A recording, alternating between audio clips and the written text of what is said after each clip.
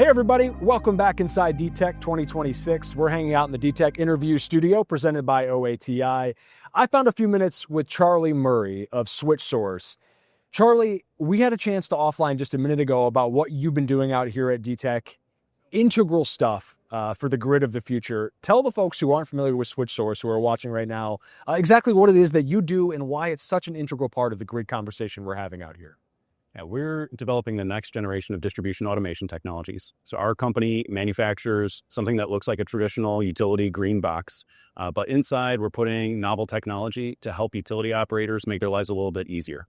And what that means for most utilities is equipment that can optimize where power is flowing out on the distribution grid and just improve their operations, increase the amount of load that a particular distribution circuit can handle, and make it easier for them to reconfigure the grid. Visibility at the grid edge is something that I hear so much at events like DTECH. Exactly how does your company help those distribution utilities have eyes in places that they didn't used to have eyes? Yeah, that's a really good question. So when we think of distribution utilities as collections of distribution circuits, and each distribution circuit might be something that's 5 to 10 miles long and have a couple thousand customers on it. And a lot of utilities have embraced AMI, which gives information about what's happening at that grid edge, at that customer. And that's very important for things in terms of service as well as in terms of billing. But how that starts to aggregate up into the system is sometimes a little bit of a question mark.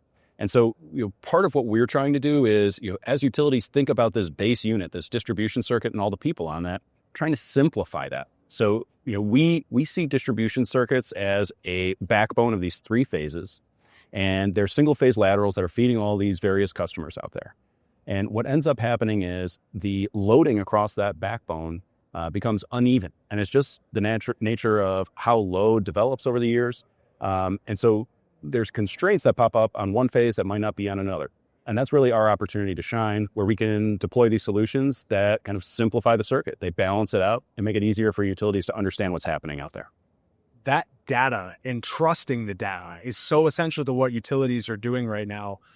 In which ways are you improving their performances by giving them access to the sort of tools and insights that allow them to better serve customers, whether it's knowing exactly where they need to upgrade lines or where infrastructure needs attention, or just a matter of sort of like expanding the grid and putting more renewables on and all the modernization stuff we talk about?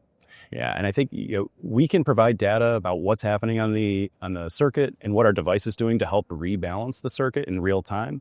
And I think one of the things we have to keep in mind is that utilities don't have a crystal ball. They're facing a lot of challenges right now associated with accommodating more distributed generation, more electric vehicles. We're seeing more and more communities turn to electric heat and have winter peaking systems. And then at the end of the day, the utilities need to be able to reconfigure the grid so they can restore service as quickly as possible.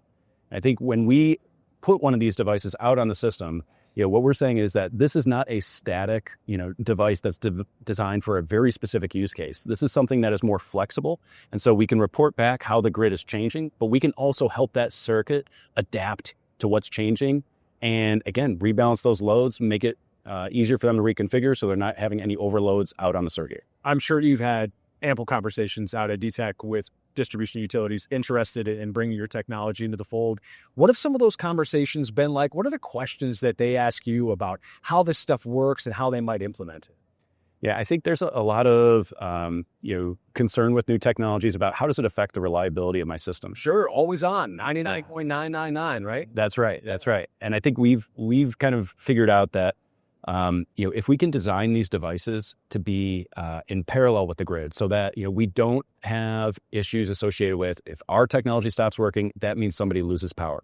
We want to be in a situation where we're helping to compensate for imbalance issues, but we're not an inline device, meaning if, God forbid, somebody drives a car into our piece of equipment and it shuts down, there aren't going to be customers that are going to lose power.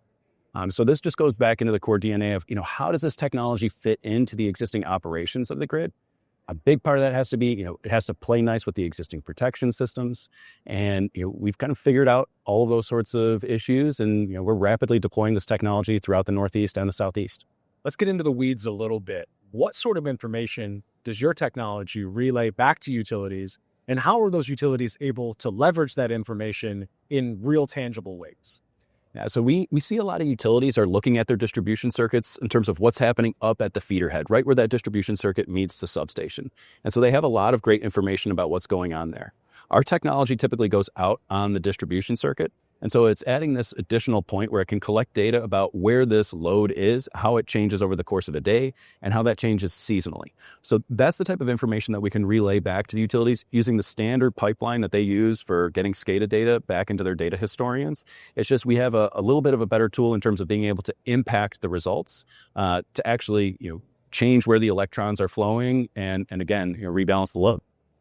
It's an awfully big task when you look at it from the top down, balancing the grid and making sure that these lines don't have too much going into them, and making sure that parts of infrastructure that needs to be repaired or fixed in a timely manner. It's an awful lot, and are hugely complex systems. But you played a small, albeit integral, role in this new grid. How does that make you feel like you're actually a part of these future solutions? Yeah, I would say it's a pretty rewarding thing. When people join our company, I'd say it's important for us to get them out to see units in the ground and understand the impact that we're having on these circuits.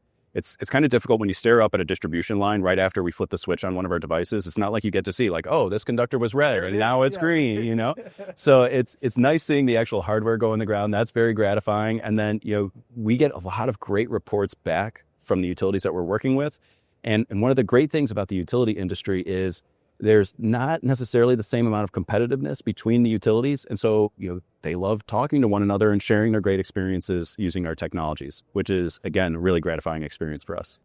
I find that utility collaboration angle to be so interesting. And I know there's probably some stuff that you're not allowed to talk about, but I would love to learn more if you're willing to share about ways that your technology has enabled utilities to sort of collaborate amongst each other and then ultimately improve their systems.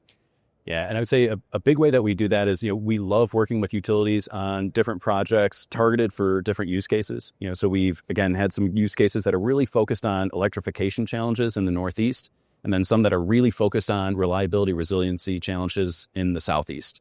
And I think, wherever you are in the country, you're hearing about these things, Northeast transitioning to some electric heat, putting a lot of stress on the distribution system, concerns about affordability of the grid.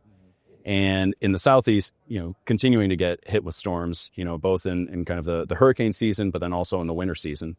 And where we like to go is we like to publish a lot of papers with different utilities and then present these papers. So we've had a number of papers that we've presented through CGRAY, kind of sharing these experiences of how you can use these tools and really embrace these tools. And we love it when the utilities get up on stage with us, help us write the papers, and kind of share this with their peers.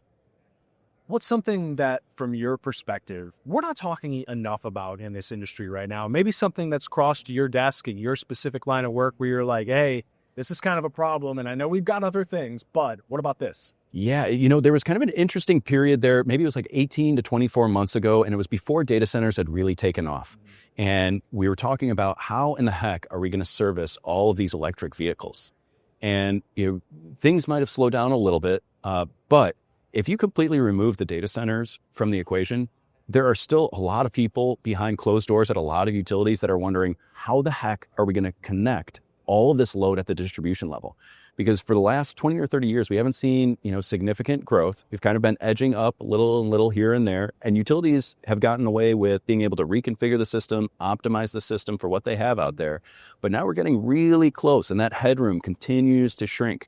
So I'd say over the next 20 to 30 years, that is going to be a real pain point. And any technologies that can help utilities either defer significant upgrades into the distribution system or better use those existing assets, I think are going to have a really interesting audience and aggressive customer base looking for those.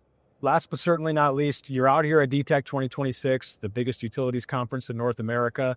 You're rubbing shoulders with the decision makers who are choosing the future of our grid. What has the experience been like for you so far, and what are you still looking forward to, outside of this event and continuing these conversations with peers in your industry?